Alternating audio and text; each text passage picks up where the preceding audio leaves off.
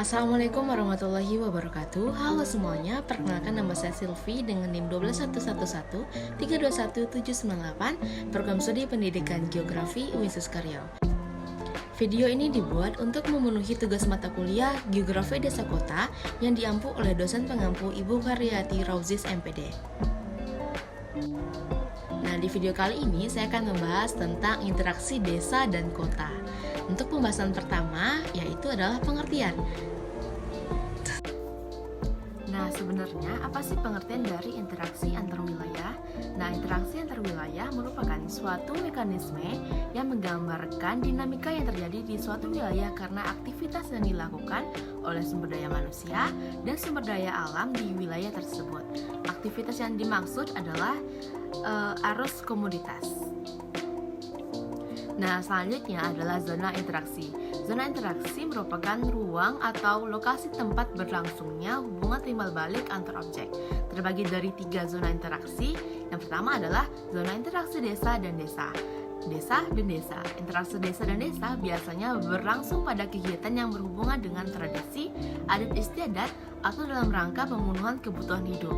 Nah, karena biasanya cuma karena kebutuhan tersebut, interaksi desa dan desa biasanya agak lemah nih, karena biasanya agak akan menimbulkan perubahan yang signifikan pada masing-masing desa.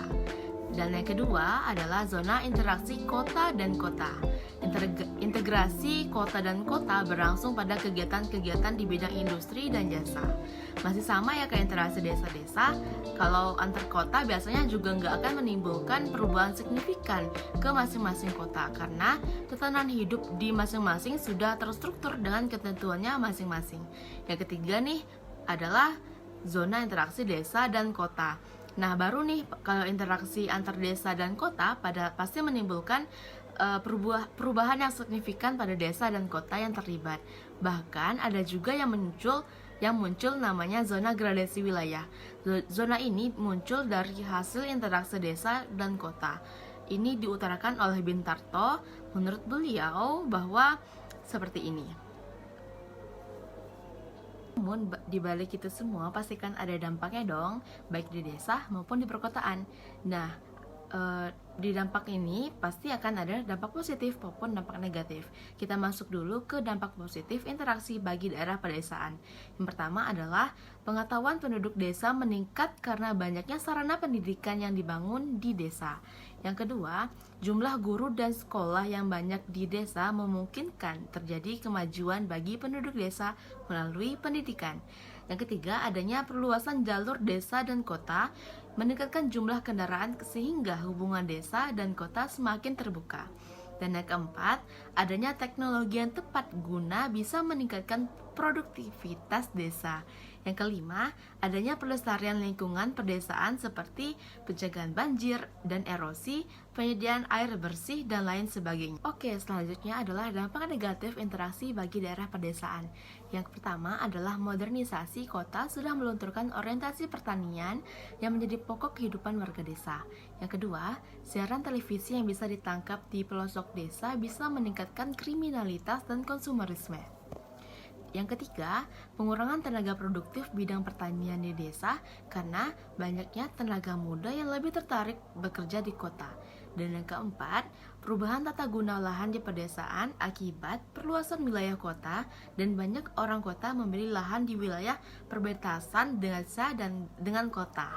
Nah, tadi kita udah masuk ke dampak bagi pedesaan. Nah, sekarang kita masuk ke dampak bagi daerah perkotaan. Yang pertama adalah dampak positif interaksi bagi daerah perkotaan. Yang pertama, tercukupnya kebutuhan pangan bagi penduduk perkotaan yang sebagian besar berasal dari daerah pedesaan. Yang kedua, jumlah tenaga kerja di perkotaan sangat banyak karena banyaknya penduduk dari desa yang pergi ke kota karena masyarakat desa itu melakukan urbanisasi ke kota. Yang ketiga, produk-produk yang dihasilkan di daerah perkotaan bisa dipasarkan sampai ke pelosok desa. Selanjutnya, dampak negatif interaksi bagi daerah perkotaan.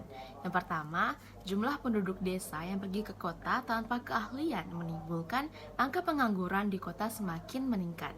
Yang kedua, Penduduk dengan pendapatan rendah akan kesulitan untuk mencukupi kebutuhan hidupnya.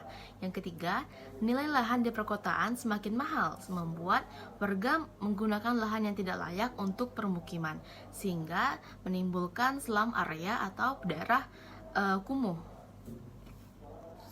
Oke, kita masuk ke pembahasan yang terakhir, yaitu adalah pengaruh dari interaksi wilayah ini di bidang sosial maupun budaya. Yang pertama adalah dampak positifnya, yaitu adanya pengenalan budaya asing yang bisa mendorong terciptanya budaya baru di dalam negeri, hasil peleburan budaya asing dan budaya lokal. Yang kedua adalah dampak negatifnya nih, adanya budaya asing yang masuk ke dalam negeri bisa membuat luntur dan hilangnya budaya lokal atau budaya nasional. Oke, demikianlah pembahasan mengenai interaksi antar desa dan kota. Demikianlah, saya tutup. Wabillahi taufiq wal hidayah. Assalamualaikum warahmatullahi wabarakatuh. See you dan bye-bye.